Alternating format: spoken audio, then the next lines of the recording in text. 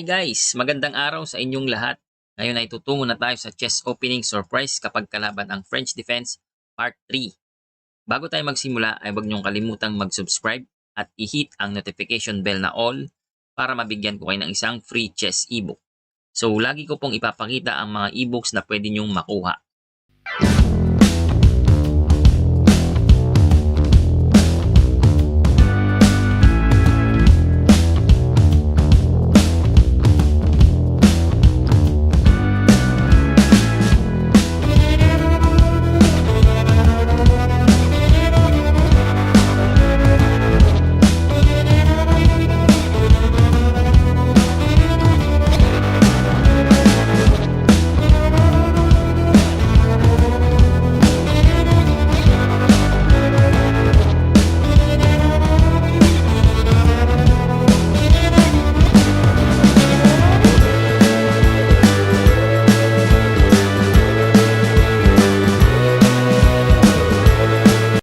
Okay, start na po tayo.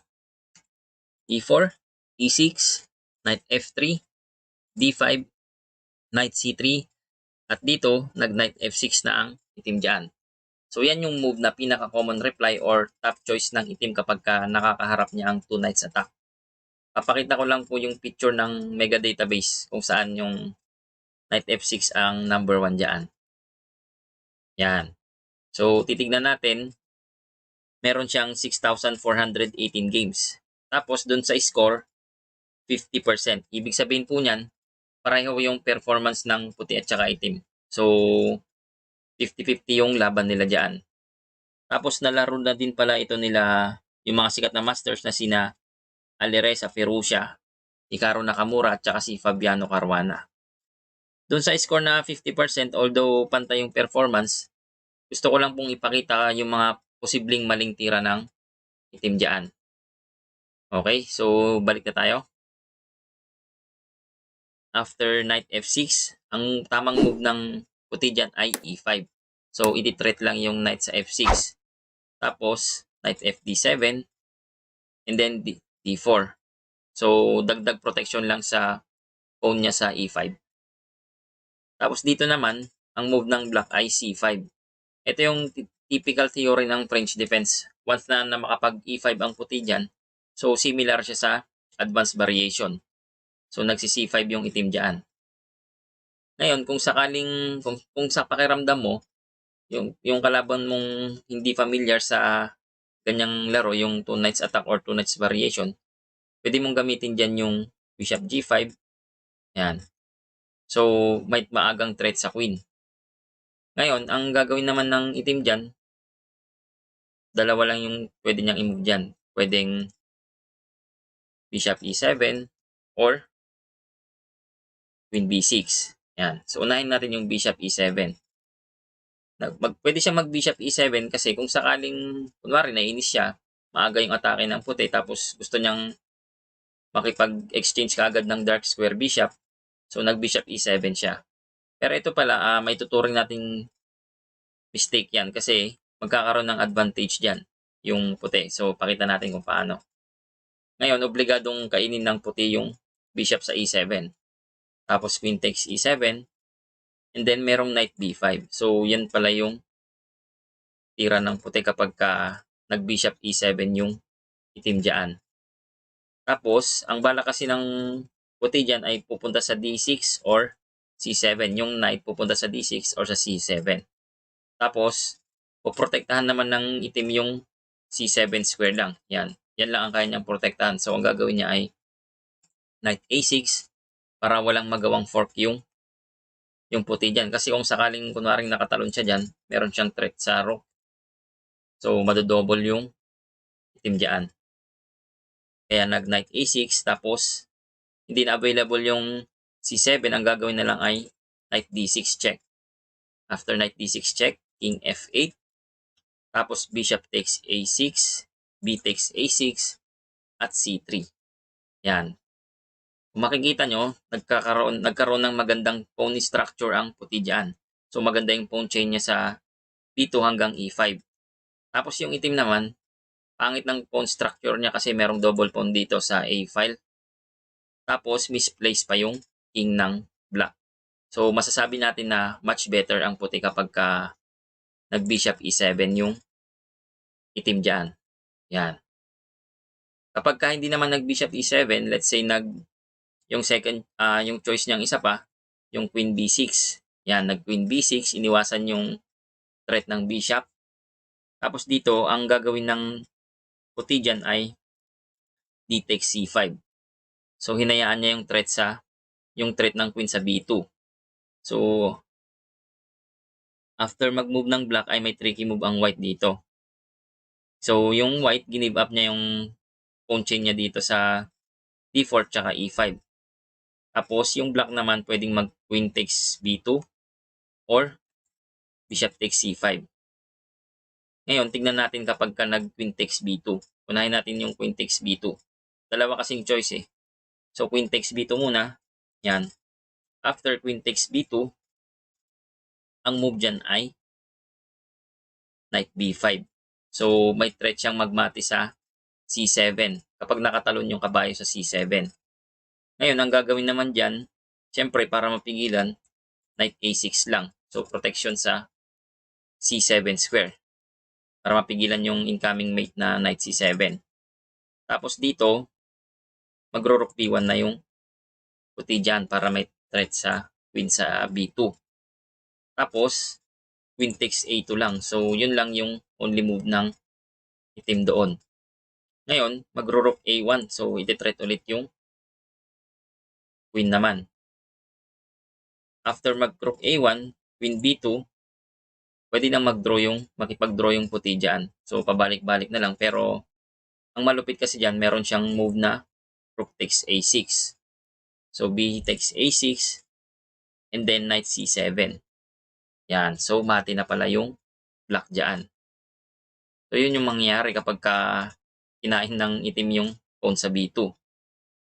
Yan, nag-queen takes b2, tapos ang tira ay knight b5. So, tignan naman natin yung bishop takes c5. Ito, bishop takes c5. So, anong gagawin ng puti ngayon after bishop takes c5 kasi may attack ang black sa b2 tsaka sa f2. Ngayon, tignan natin ang move kapag ang move ng white ay queen d2. Yan. So, after queen d2, pre-protectionan ng puti yung kanyang f2, pero hinayaan niya yung kanyang pawn sa b2. So, tignan natin kapag nag-queen takes b2 muna. Kasi pwede din yung bishop takes f2 eh. May hiwaga yung bishop takes f2. Yan, may hiwaga yan eh. Pero unahin muna natin yung queen takes b2. Yan. Queen takes b2. Tapos, ang move dyan ay rook b1. So, iti-threat lang yung queen sa b2. Tapos dito, ang pwedeng puntahan na lang ng itim dyan ay a3. So, nag-queen a3. Tapos, knight b5. So, iti-threat yung queen.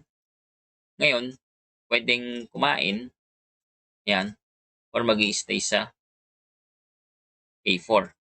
Pero tingnan natin kapag nag-queen takes a2 yan. After queen takes a2, merong knight c7. So, talagang pupunta sa c7 yung knight hold kahit na mag-queen a4 yung itim dyan.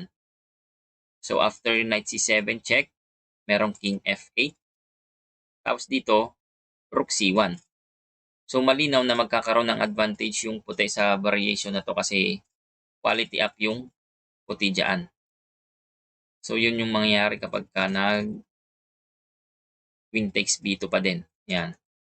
So, tignan naman natin yung hiwaga ng bishop takes f2. Nag-bishop takes f2. Yan. So, after bishop takes f2, ang gagawin ay queen takes f2. Sinacrifice yung bishop kung mapapansin nyo. Bali, 1, 2, 3. 1, 2, 3, 4. So, binigay yung bishop. Ngayon, ang tira ng black dyan ay merong queen takes b2 lang. So, may double attack din naman pala yung black. Mababawi niya ang kanyang pyesa na nawala. Tapos, lalamang pa siya ng dalawang pawn. So, ilan ba yung pawn ng itim dyan? 7. Tapos sa white, 5. Ngayon, paano ang diskarte ng puti after queen takes b2? So, ang tamang tira dyan ay king d2. So, sacrifice yung rook sa a1. Ba't kaya sinacrifice yan? Tapos, pakita natin kung paano. Hindi pwedeng tanggihan ng black yung rook dyan. Ngayon, kung sakaling tinanggihan niya, kunwari nag knight c6, meron lang bishop d3. So, may battery na yung dalawang rook ng puti dyan. Tapos, one piece up. So, matatalo siya talaga dun. Tuloy lang natin, knight d takes e5, knight takes e5, knight takes e5, queen c5. So, may threat na mag-mate.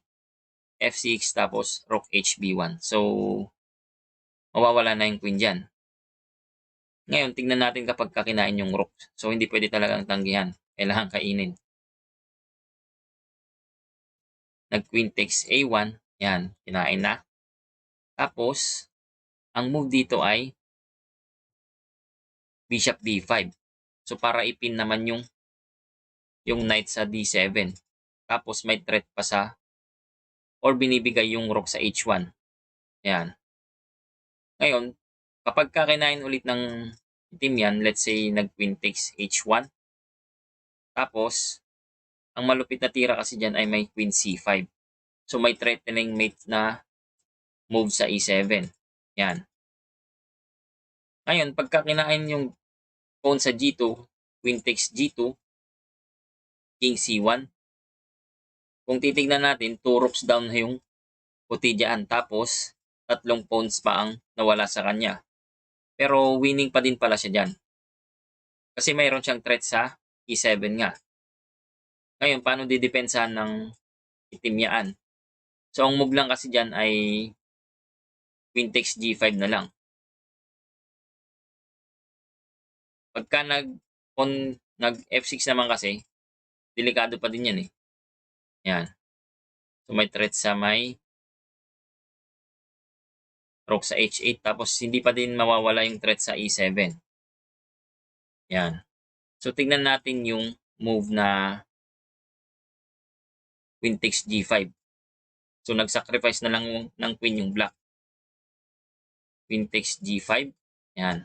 After queen takes g5, is knight takes g5. Yan. Tapos, may threat yung queen sa bishop sa c8. Tapos, ang move dito ay knight c6. Yan. Pwede din naman yung knight a6. Although, ang mangyayari kasi dyan ay merong queen d6. So, napakalakas ng queen d6 kasi let's say, ang move ng black ay nag-threat sa knight sa g5. Nag-h6. Ito, may threat sa g5. Meron kasing sacrifice na knight takes d5.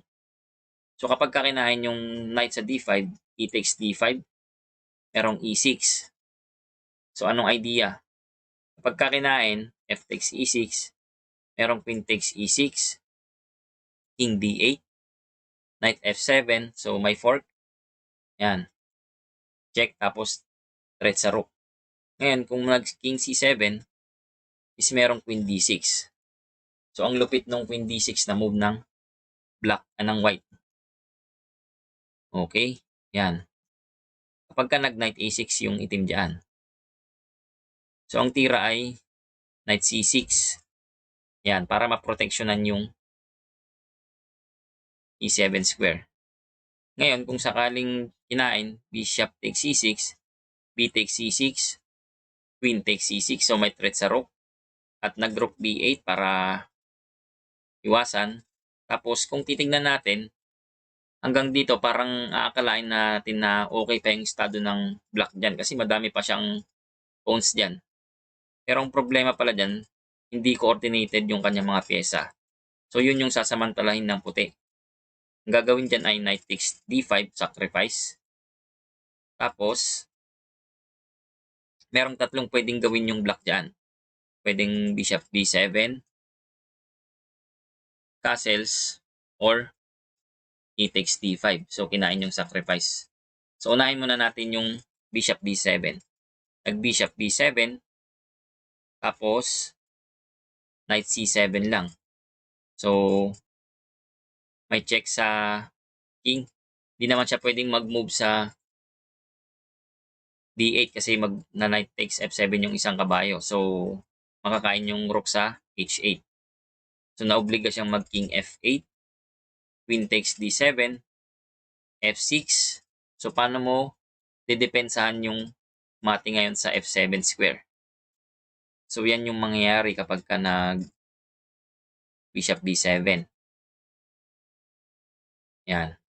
Ngayon, tingnan naman natin kapag ka tumira yung block ng castles. Nag-castles. Pagka nag-castles, ang gagawin dyan ay knight E7 lang, check. King H8. Tapos, merong knight takes C8. Tapos, ititreat naman or isusunod na kakainin yung knight sa D7. Hindi kasi pwedeng makain yung knight sa C8 kasi mawawala nga yung knight sa D7. So, ang gagawin ay knight takes E5. Ngayon, may threat naman yung block sa queen sa C6. So, ang gagawin ay queen E4 para may mate sa H7. Tapos, protectionan or tinakpan, nag-knight G6. Nag-knight D6 naman, so may threat sa F7. So, ayan yung move kapag yan yung variation kapag ka nag-castles yung itim dyan. Tingnan naman natin yung E takes D5 na. Nag-E takes D5. So, kinain yung sacrifice. Tapos dito, E6. So, itutulak lang para mapwersang mag-move yung F-pawn dyan. Either F takes or F6. Tingnan natin yung F6 na move muna. Nag-F6. So, mas matino yan or mas makakapalag pa yung itim dyan. Ang tira dyan ay Queen D6. So, kain muna sa kabayo bago kainin yung rook. So, yun yung idea nung move na Queen D6. Kaya umiwas. So, nag-rook B6. Nag-E takes D7. Bishop takes D7. Queen takes D5. Dito, pwedeng ma-quality down na yung itim dyan. Kakainin niya yung kabayo sa G5 tapos ma-undercheck siya sa A8 tapos tangay yung kanyang rook sa H8. Yan. So, ang move ay rook F8 na lang. So, hindi na siya nagpa-quality down kasi madelikado na eh. Ang move ay knight E4, G5, knight C5, bishop C8. So, again po, papakita ko lang po yung pwedeng mangyari kapag ganyan yung senaryo. Pagka nag F6 yung itim dyan. So, nag A4, rook F7, pinipilit mag-develop yung itim naman ngayon dyan. Tapos, A5. So, threat sa rook. Threat sa rook. And then, rook B4. Knight E4. So, may planong mag-double. Nag-rook E7. At dito, mistake na yung rook E7 kasi meron lang knight takes F6. So, ang only square ay king F8 tapos queen G8. So, mate. Ngayon, tingnan naman natin yung move na F takes E6. Pagka nag-F takes E6 after E takes D5 na sacrifice, ayan, nag-E6, tapos F takes E6. F takes E6, ang move ay Queen takes E6, check, King D8, Knight F7, King C7, Queen D6. So dito, masasabi natin King dance na mangyayari dito. King B7, Queen takes D5, King C7, Queen C4, King B7, at Knight takes H8. So yung mga piyesa ng itim dyan, misplaced. Walang coordination. Ngayon, kung magna-Knight B6 para may threat sa Queen sa C4, ang move ay Queen E4, King C7, at Queen takes H7. Dito, mamamanage na ng puti dyan ang manalo. Makakaya niya ng i-promote yung queen, yung pawn dyan. Yan. Tapos dito, makakain pa yung pawn sa G7. So, ayan po yung mga pwedeng magandang mangyari kapag hindi familiar yung kalaban mo kapag nakakaharap niya yung 2 knights attack or 2 knights variation sa French defense. Yan, kapag nag-knight F6, gagawin mo dyan ay E5, knight FD7, D4, tapos, syempre, akalain ng itim dyan yung iisipin niya yung advanced variation sa French defense. Ito kasi nakapag E5 tapos nag D4. So magsi C5 yan. Tapos bishop G5. May early threat sa queen pero ano din yan trick din yan. So kung hindi familiar yung kalaban mo, yan, pwede kang magkaroon ng advantage agad dyan. So sana may natutunan po kayo sa part 3 ng ating opening surprise kapag kakalaban ang French defense. Yan. So maraming salamat po.